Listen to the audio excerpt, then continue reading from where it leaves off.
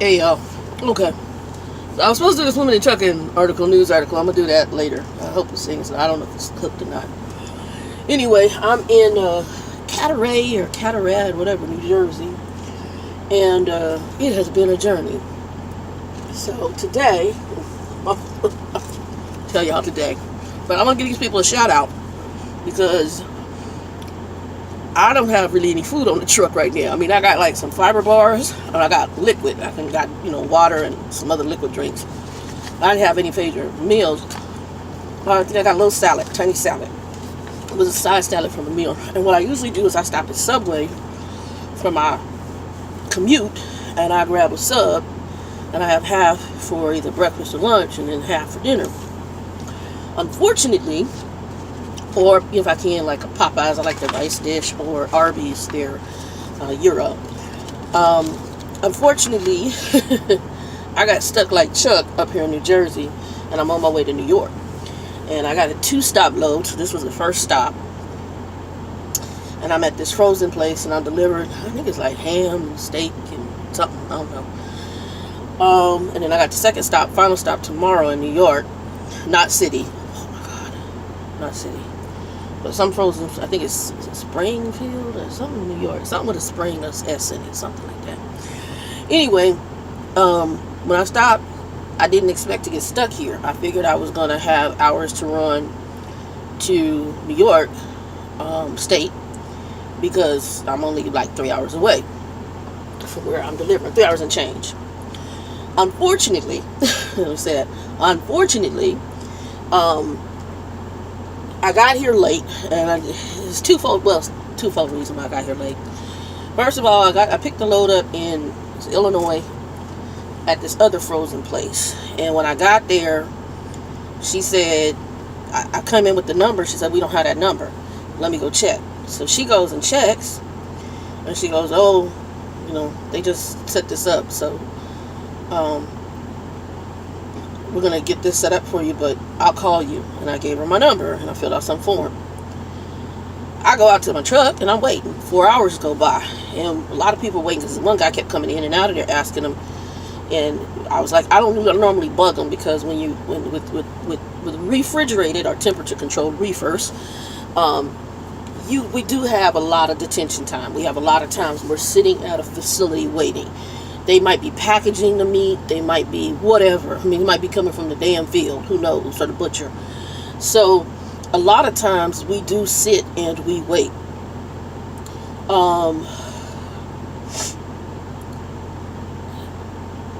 This was supposed to be a live load, and I had that trailer with me, the one with the repower trailer drama. That trailer was the one trailer I had going in. So I'm sitting, I'm waiting. I finally called my friend, talked to her, my best friend, and sitting, waiting. So now all of a sudden I start seeing all these new trucks come in. Like, what the hell? So I'm 4 hours in. So I called. I was like, they're like 4 or 5 hours. I said, ma'am, this is a Swift truck. And, oh, I tried to call you, and I got a wrong number. Here's the bad part. She saw the truck. She saw where I parked and couldn't send a yard jockey or somebody over there to say, hey, I got a wrong number and come get me. It was just drama.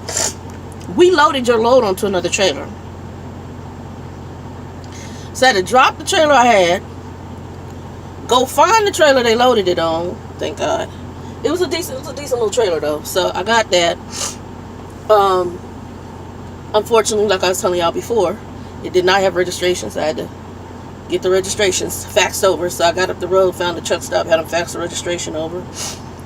I also needed to scale it because the way they did it, it wasn't really clear as to what the overall load is. So I just been going with the weight that my company had. And there was a cat scale around the corner at some little hole in the wall cat scale. It wasn't even a truck stop, but I needed cat scale. I only use cat. Cat is certified. I dealt with them other ones and they be pissing me off because they're not certified. If you get a ticket with cat will cover it if it's if it balances out correctly. And they pretty much, their scales are so accurate. They like send people to check those scales every day on a regular basis. They go and take care of it. So do my cat scale. Finally, well, by the time I get out there, and then I had to do it with my company because I guess they were told one temperature, but on my paperwork they had the temperature to be set at 20. So then I had to take pictures of the paperwork and email them. That's why I got to get my AT&T back, because I wasn't even sure the damn email was going to go through with this ghetto mobile. And email it over to the company so that they could tell me everything was okay before I left. I did all that, and finally I left. But by that time, it only left me with, I think, about 5 hours worth of driving time. And I would have had a lot more than that. Also, I would have left a lot earlier, which would have made a huge difference. So I drove that, and then I drove out here. I'd shut down really on the border of Illinois, Indiana, before I got to hit 80. And I shut down there, and then I went to, I started on the freeway the next day. And so that caused, the whole delay caused it. But then on top of that, 80, Indianapolis and Illinois, there was some kind of accident, so we were like stop and go. That delayed even more. And then I got up here into the further East Coast, and after I got through all my wonderful states, Illinois, Indiana, Ohio, once I started getting into Pennsylvania, I got on, you start going through kind of mountainous areas, very hilly, beautiful. And accident number one, I see, which I think was a combination of a car truck, because the guardrail was, I never seen a guardrail torque like that unless it is a truck, but the car was jacked. And that was accident number one. I was getting tired, and I said to myself, you know what, I got an hour and 50 minutes. I was going to try to go further up to, I think it was off of 80, exit 78. I forgot the name of the city. I was going to go to a TA there. Instead, I ended up at TA on like a 29 or 39. So I just barely got to a TA entering into PA. And I shut it down, and I'm happy I shut it down, because this morning when I left, exit 78, on the left-hand side, there was a truck rollover, and the truck was still laying on its side. The wrecker was there. Whoever had that accident, they may have survived that one. That's the first rollover I saw. I'm going to talk about, that's what this is about. It's about rollovers. The next rollover I saw was, and I'm tired, y'all. The next rollover I saw was at mile marker I-80, and it was a mile marker like 285, 287. And this one was really bad, because what I said, and God bless them, I pray they're okay.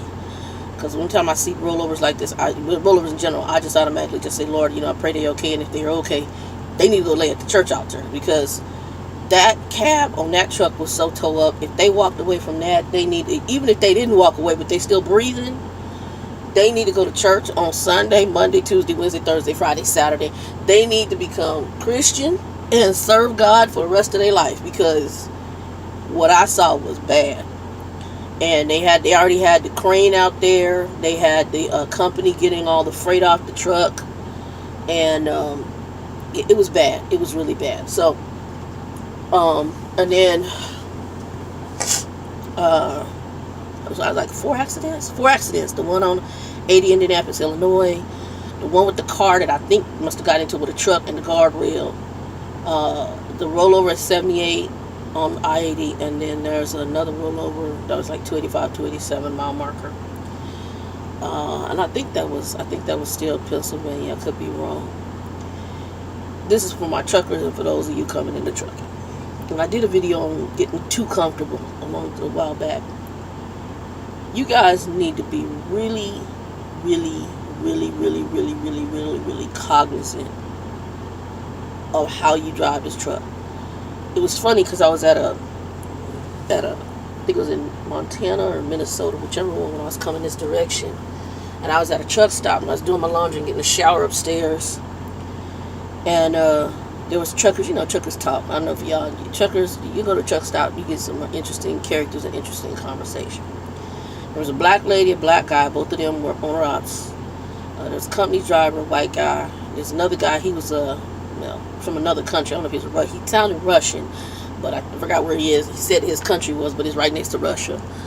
And then there was I think that was it. So they were talking, and the black lady who was owner op, they started talking about mountain driving and the new trucks and stuff and so forth. And she was saying that when she goes down the mountain, she just likes to go, wee! Let me explain something to you.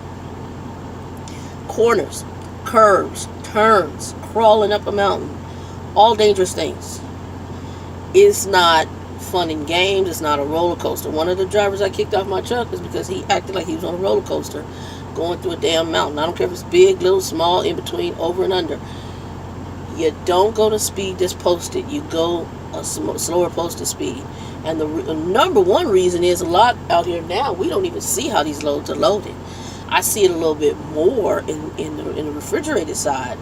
But for the most part, I don't see how the load is loaded. I'm either picking up a preloaded trailer or, you know, I can't see fully back. You know, you see part of it after they get through loading it.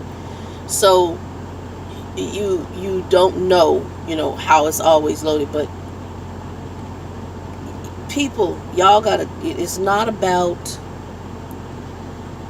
roller coaster. And it's this thing needs to be respected.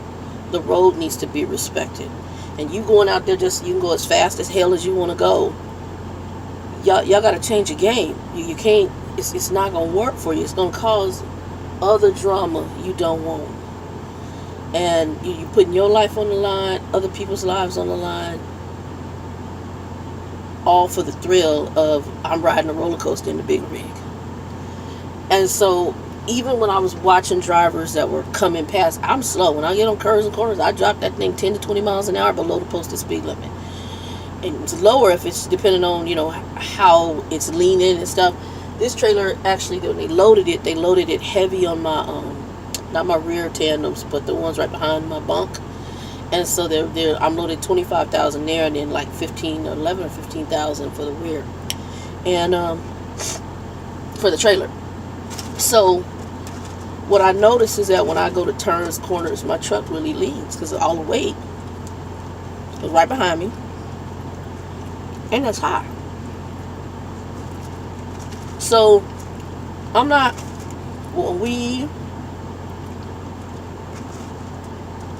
running down the mountain really fast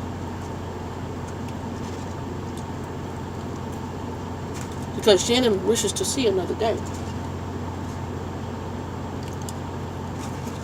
I also don't want to have on my conscience killing somebody because it was fun to roller coaster ride my truck down the mountain. That's crazy as hell. It's crazy. Respect what you drive. Respect the road it's driven on. Respect that other people are out there and they want to see their family. And if you out there driving foolish, wow, nice car. If you out there driving foolish, oh wow.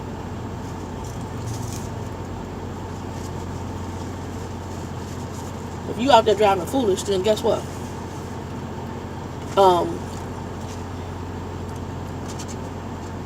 You're going to end up killing yourself or somebody else. So I got here really late, detained by several accidents, all on 80. And so I was supposed to be here at 2:30. I didn't get here till like 7:30. So I sent the company up with a message, and ain't nobody bothered me, so I figured they already know it's hellish. So when I stopped, I didn't have anything really to eat other than fiber bars and a little bitty salad, and I'm hungry. So, suggestion to those of you coming into driving. Your mobile phone has an application called Yelp, Y-E-L-P. I love Yelp. I use it when I'm at home to find different new restaurants. But I also use it when I'm going into different cities. Like when I was in the hotel after my training and I wanted to order food, I Yelped to see who would deliver to the hotel. And I ordered food. I ordered sushi, delivered to the hotel. I'm in this little bitty city out here off the port in Cataract, New Jersey. Beautiful. I got a picture. When I get ready to edit, y'all see some pictures I took with my phone when I get out the truck. And there's a picture of the port, or the port, the water that I'm off of here in New Jersey. So I called one place because I saw a big old sign coming in that said they were 24/7, they do burgers, whatever, and I just was going to have a burger delivered to the truck. Instead, they said, well, we're not delivering anymore, so I called the next place I found on there that said they was delivering, and they were 24/7. So I'm going to give a shout out to them because they brought me food to my truck. Jezef, Jezif, okay? Halal, for you guys that don't know, is a Muslim word, meaning almost like it's their version of kosher, okay? So It's basically how their food is prepared. So it's halal food. I'm pissed because I didn't have a menu and there wasn't a menu online, because I ordered the cheesesteak, which was actually good. I don't know, I'm not pissed for that reason. But my favorite thing is gyros, and they had a lamb gyro sandwich, and I would have ordered that. So it wasn't even expensive. That's what also I'm impressed with, because other places, child, I've been paid $8, $9, almost $20. It was $12 with the delivery fee. So, like $8 for, they got me a sandwich. I still have half of it. They gave me fries, a Diet Coke, and I even added in a little sweet potato pie. So, they gave me all of that for $12, and that included the delivery fee. So I gave him a $4 tip, and I kept $4. So, and he drove right here to my truck and handed it to me, and then I keep the menus in the back of my thing, because what you find is with reefer, you will be back to a place again, and if you get in this situation or you're waiting, they can deliver you some food. Matter of fact, one of the places I was in, I think it was Wisconsin, frozen place, they have menus on the wall, and they let people come on and deliver right there, because you could be sitting there for a while. And some people get stuck because they're out of hours by the time they get there, and they let you sleep on the facility. So people were having Chinese food and Pizza Hut delivered to their damn truck. So that's what I'm doing. Not my healthiest meal. Usually a little bit on the more healthy side. Not my healthiest meal, but not bad. I was hungry. So I'm about to go to bed, and I'll do that article. If tomorrow goes smoother than today did, I'll probably do the article while I'm waiting for them to unload the rest of this stuff. And then I got another load to pick right after that in New York. So I'll knock all that out and then I'm headed back towards, I think, Wisconsin. So I already got my next load. So I'm getting ready to jump in this bed here in a minute and pass the hell out. I needed something to eat. But yeah, so you guys got any questions? Hit me up. I'll get back out to Oregon, see if I can get some time with Bill. And I'm going to write out a list of questions for him, because when we were talking to Will, he mentioned some things that I thought would be good conversation, like where he started with trucking, because he started before they actually had CDLs. They used to call them chauffeur licenses. And how he actually started, because they didn't have trucking schools, and how he learned how to drive a truck and so forth. And he is a veteran. So, some of that. And then I want to talk to him about some things that he said to me coming in the industry, which I thought, for a black man, was very impressive. We need more women in the industry is one thing that he told me. And we need good people in the industry. I mean, there was a lot that he said that was encouraging, and like I said, more so I think shocking for a black man, especially in a very male-dominated industry, to really promote and say things to say, hey, we need females in this industry. A lot of the game, I'm going to close this in a minute, a lot of the game in trucking, a lot of things changed in trucking. The bathroom facilities became cleaner. How you guys go in and see a cleaner shower, and some of the ways that truck stops are a little more professionally run and treated happened because of females being in this industry. And Bill and I talked a little bit about that too. So there are some really good things I want to do in a conversation with him. I'm going home. I'm supposed to be going home on the 17th, 18th, but I got to get back because I got to get meds. And I really need to get some meds because I'm running very low. I have enough maybe to get me through part of this week. But I need to get to a CVS if I can. But I need to get meds. And I need to get some prescriptions. But I got to see my doctor to get re-ups on all my prescriptions. So I got to hopefully be home on the 17th, 18th, hang out with the Joe, stay through the weekend, and then head out either Monday or Tuesday, preferably Tuesday. Anyway, yeah, so that's the week of the 17th. My doctor's appointment's on the 18th. I told him the 17th, with the hope I'll be there sometime on the day of the 17th, so I can do my doctor's appointment on the 18th. Anyway, guys, peace, joy, love, happiness. Shout out to DC Jams. You're funny. You ain't gonna bring your PlayStation, bro, or your Xbox. Yeah, man, I just can't. I seen people with TVs and shit here and here. Like, how do you drive with that? And if you have an accident, I'm the more concerned with that dang thing falling down, busting me in my damn head. I'm cool on it. I just like, that's crazy as hell to me. I do have a little spot for television. I might get one. I had a TV on my other truck. I'm really praying because, like, I have to admit, they are giving me miles. That much they are giving me. There's some other issues I got. I think we're on a sliding pay scale of some sort because I get all different kinds of percentage depending on the trip. However, what I am impressed is they have paid me for detention. They paid me even when I had to wait for my truck getting repaired for stuff because it should have been done way before I even left. When this truck had been sitting on the yard, I don't know how long, and as soon as I signed into it, it was like, oh, you need a B service. I'm like, are you shitting me? This truck, how long has the truck been sitting? There's a shop right next door to the Tractor Supply. That truck should have, that should be like part of the protocol, is to say, okay, we got a truck that came in, there's no longer a driver on it, when is the B service due? And if the B service is going to be due within a certain amount of time, get it done so that when the driver gets on there, they can just roll and go make their damn money until the next major B service is due. So, like I said, it's been interesting. Anyway,